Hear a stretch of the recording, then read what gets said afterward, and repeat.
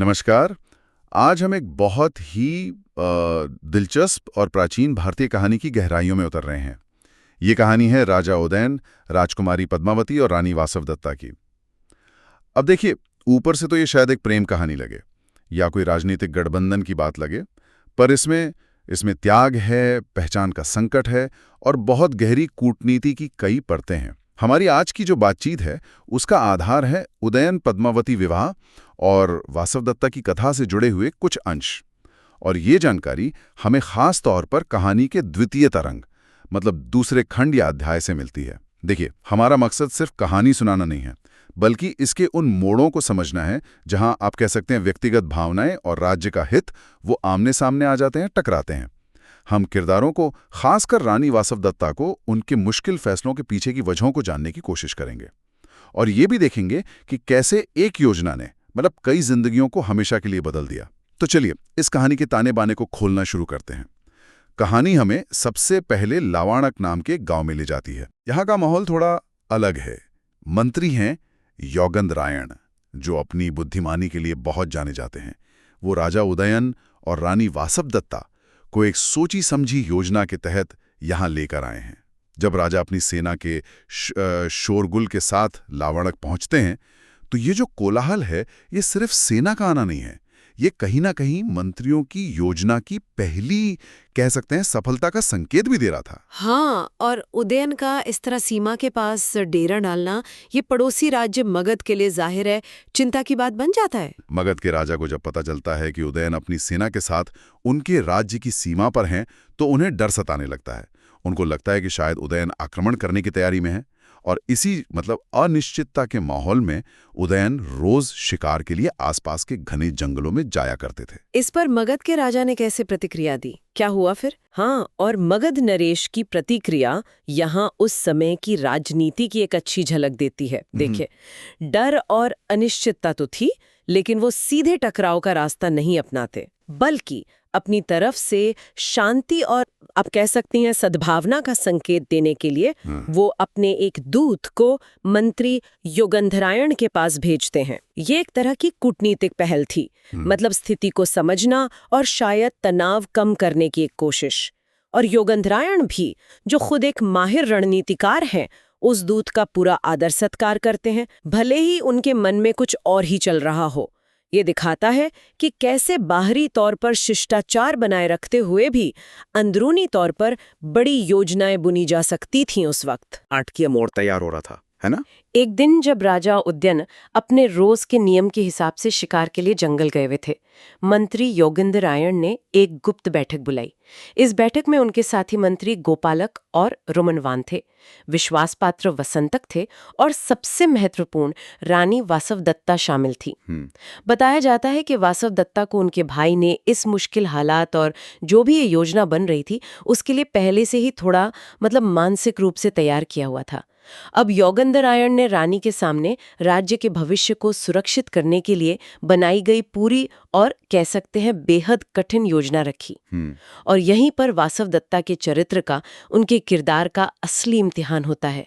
योजना ऐसी थी जो किसी भी पत्नी के लिए असहनीय दुख और विरह का कारण बनती, लेकिन जैसा कि हमें स्रोत बताते हैं, उस युग में पति और कुल के प्रति निष्ठा रखने वाली स्त्रियां अपने पति और राज्य के हित के लिए बड़े से बड़ा कष्ट उठाने को भी तैयार रहती थीं। वासवदत्ता ने अपने व्यक्तिगत सुख, अपनी पहचान और अपने वर्तमान सब कुछ दांव पर लगाकर उस अविश्वसनीय रूप से पीड़ादायक योजना के लिए अपनी सहमति दे दी। ये सिर्फ एक रानी का फैसला नहीं था, ये उस समय के कर्तव्यबोध और त्याग की पराकाष्ठा का एक उदाहरण है। बिल्कुल, और ये सिर्फ सहमति देने भर की बात नहीं थी। इस योजना को अमल में लाना वो अपने आप में एक बहुत बड़ी चुनौती थी। इसके लिए सिर्फ हिम्मत नहीं, बल्कि असाधारण कौशल और बहुत ज्यादा गोपनीयता की जरूरत थी।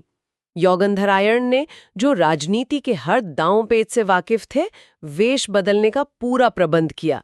सोचिए, रानी वासवदत्ता, जो राजसी वैभव में पली बढ़ी थीं, उन्हें अवंतिका नाम की एक साधारण ब्राह्मणी का रूप धारण करना पड़ा। जो विश्वास पात्र वसंतक थे, उनको काढ़वट्टू नाम का काना ब्रह्मचारी शिष्य बनाया गया।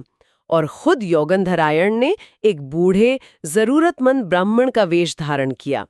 ये महज वेश बदलना नहीं था, ये तो अपनी पूरी पहचान को, अपने अस्तित्व को एक बड़े लक्ष्य के लिए अस्थायी रूप से मिटा देना था।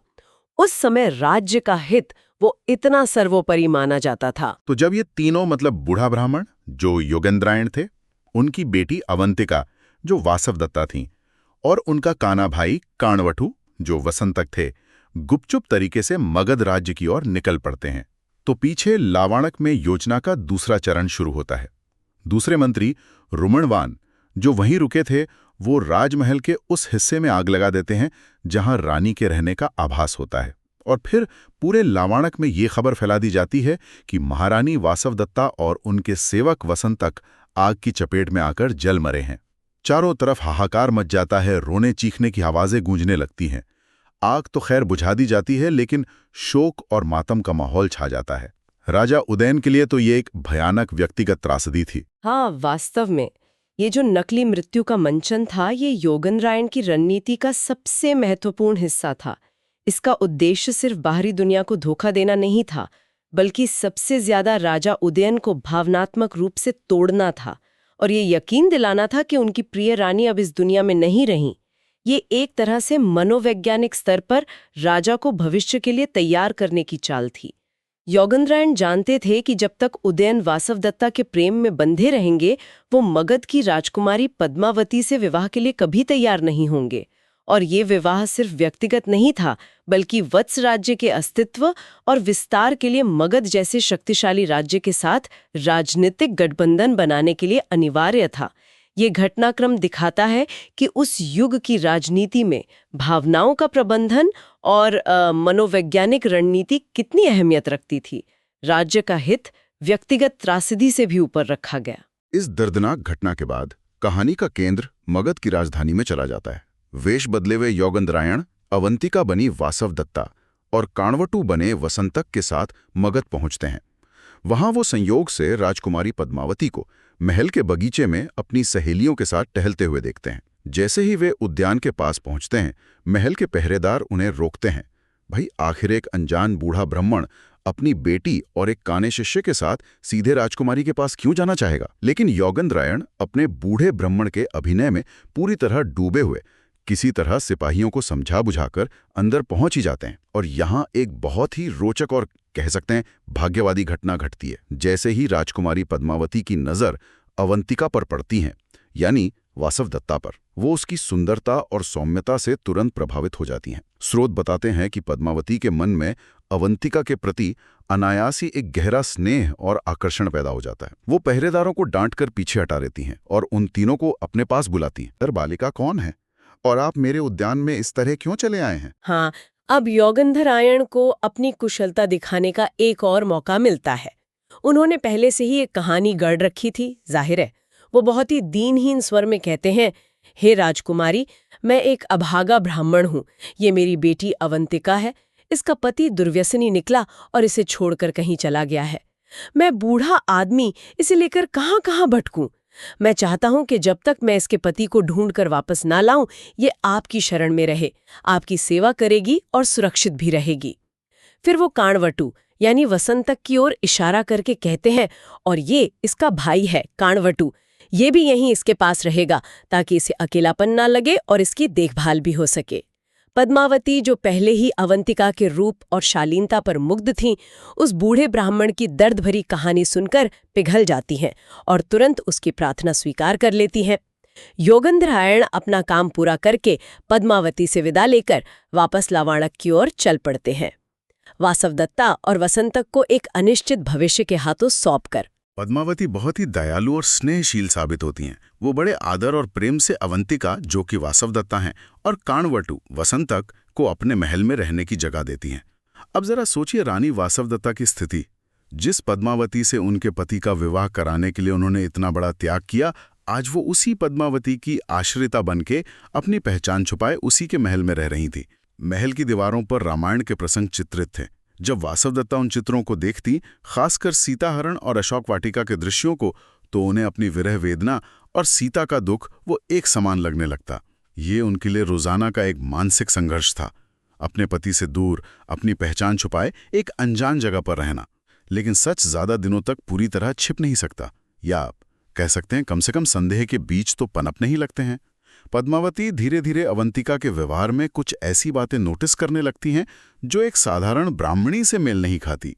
अवंतिका का रूप रंग, उसकी त्वचा की कोमलता, उसके उठने बैठने चलने फिरने का शाही अंदाज, यहाँ तक कि उसके शरीर से आती एक खास किस्म की नीलकमल जैसी सुगंध, ये सब बातें पद्मावती को सोचने पर मजबूर कर देती हैं। उन्हें लगने लगता है कि ये लड़की कोई आम इंसान नहीं, बल्कि जरूर कोई उच्च कुल की महिला है जो किसी मजबूरी में अपनी पहचान छुपा रही है। उनके मन में महाभारत की कथा आती है कि कैसे पांडवों की पत्नी द्रौपदी भी अज्ञातवास के दौरान विराट राजा के महल में सरंद्री बनकर छिपी थी। क्या अवंतिका भी वैसी ही कोई छुपी हुई रानी या राजकुमारी है? ये सवाल पद्मावती को परेशान करने लगता है। और पद्मावती का ये संदेह तब और गहरा हो जाता है जब वासवदत्ता अनजाने में ही अपनी एक खास कला का प्रदर्शन कर देती है। ये कला थी कभी ना मुरझाने वाले फूलों की माला गूंथना और एक विशेष प्रकार का सौंदर्य बढ़ाने वाला तिलक बनाना। ये कलाएं वासवदत्ता ने अपने पति राजा उदयन से सीखी थीं जब वे दोनों साथ थे।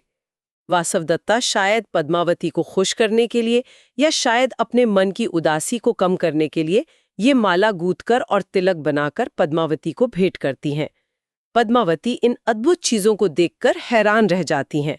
ये सिर्फ कला का प्रदर्शन नहीं था, ये वासवदत्ता के अतीत का, उसकी असली पहचान का और उदयन के साथ उसके गहरे संबंध का एक अनकहा सबूत था।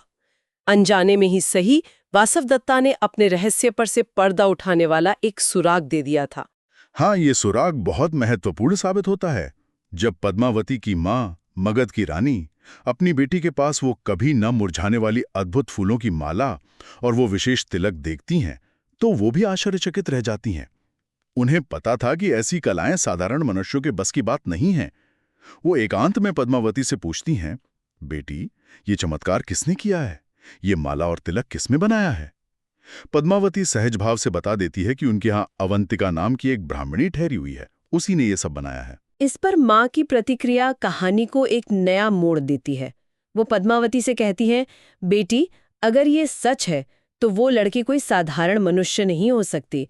वो निश्चित रूप से कोई देवी या यक्षिणी है जो मनुष्यों के रूप में तुम्हारे पास रह रही है, क्योंकि ऐसा ज्ञान तो देवताओं या दिव्य प्राणियों के पास ही होता है। वो पद्मावती को ये भी याद दिलाती हैं कि पुराणों में ऐसी कई कथाएं हैं जहां देवता, ऋषि या गंधर्व किसी खास उद्देश्य से या कभी-कभी मनुष्यों को छलने के लिए भी वेश बदलकर उनके घरों में आ जाते हैं। स्रोत के अनुसार माँ इस विषय पर एक कथा सुनाने को भी कहती हैं, हालांकि वो कथा हमें बताई नहीं गई है। लेकिन इस बातचीत का असर ये होता है कि कहानी में रहस्य और दिव्यता का एक तत्व और जुड़ जाता है। पद्मावती के मन में जो संदेह पहले से था, वो अब और भी पक्का और गहरा हो जाता है। अवंतिका की पहचान अब सिर्फ एक रहस्य नहीं, बल्कि एक देवीय पहेली बन जाती है। तो हमने इस कहानी के एक बहुत महत्वपूर्ण हिस्से को देखा, कैसे राजनीतिक जरूरतें, मंत्रियों की चतुराई भरी योजनाएं और एक रानी के असाधारण त्याग ने घटनाओं का एक ऐसा चक्र चलाया जिसने वासवदत्ता को अपनी पहचान छुपाकर अपनी ही संभावित प्रतिद्वंदी राजकुमारी पद्मावती की शरण में रहने को मजबूर कर दिया। ये वास्तव में प्रेम, कर्तव्य, त्याग और कूटनीति का एक बेहद जटिल और भावनात्मक रूप से गहरा ताना बाना है। बिल्कुल। इस पूरे घटनाक्रम से कई बातें उभरकर सामने आती हैं। पहली, योगेंद्रायण की दूरदर्शी और मनोवैज्ञानिक रूप से कुशल कूटनीति। कैसे उसने न सिर्फ योजना बनाई, बल्कि उसे अमल में लाने के लिए हर पात्र को उसकी भूमिका के लिए तैयार किया। दूसरी, वासवदत्ता का अपने पति और राज्य के प्रति समर्पण, जो व्यक्तिगत सुख और पहचान से भी बढ़कर था। तीसरी, पहचान छुपाने की कला और उसकी चुनौतियां। कैसे बाहरी वेश तो बदला जा सकता है, पर अंदरूनी गुण और कलाएं कभी ना कभी प्रकट हो ही जाती हैं। और चौथी, कैसे कहानी में छोटी छोटी चीजें जैसे एक खास सुगंध या माला गूंथने की कला बड़े रहस्यों को उजागर करने या उन्हें और उलझाने का काम करती हैं। और अंत में ये कहानी हमें कुछ बुनियादी सवालों पर सोचने के लिए छोड़ जाती है। क्या राज्य का हित हमेशा व्यक्तिगत खुशी, प्रेम और सच्चाई से ऊपर होता है? क्या ऐसे निर्णय नैतिक रूप से सही कहे जा सकते हैं? भले ही उनका उद्देश्य नेक हो। और हमें उन प्राचीन काल की स्त्रियों की दृढ़ता और क्षमता पर भी विचार करना चाहिए, जिन्होंने समाज और राजनीति के जटिल जाल में अपनी भूमिका निभाई, भले ही इसके लिए उन्हें अपनी पहचान ही क्यों न मिटानी पड़ी हो। उनकी कहानी में आज भी हमारे लिए सोचने और समझने को बहुत कुछ है।